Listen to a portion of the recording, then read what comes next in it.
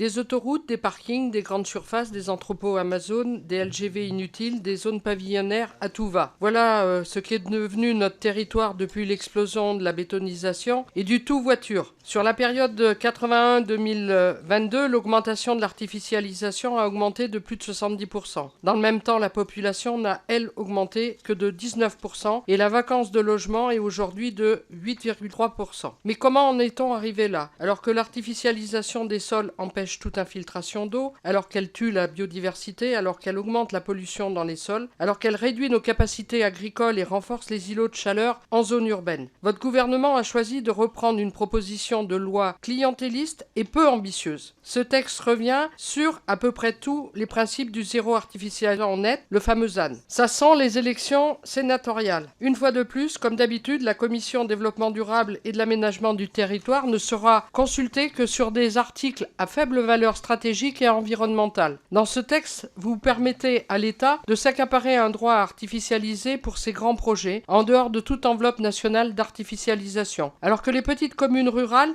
sacrifient leurs projets urbains au nom de l'intérêt collectif. Ce gouvernement s'autorise une nouvelle fois à être au-dessus des lois. Vos 2 dernières condamnations pour inaction climatique auraient pu pourtant vous servir de leçon. Vous avez refusé par le 49.3 les 12 milliards pour la rénovation énergétique des bâtiments lors du PLF, mesure qui aurait permis la réhabilitation au lieu de consommer plus de foncier. Encore une fois, la Macronie s'attaque aux conséquences sans se pencher sur les causes du problème. Notre groupe parlementaire a proposé des solutions pour à la fois préserver nos objectifs ambitieux en matière d'artificialisation des sols et garantir l'équité entre nos territoires. Nous prendrons donc nos responsabilités, à vous de faire de même.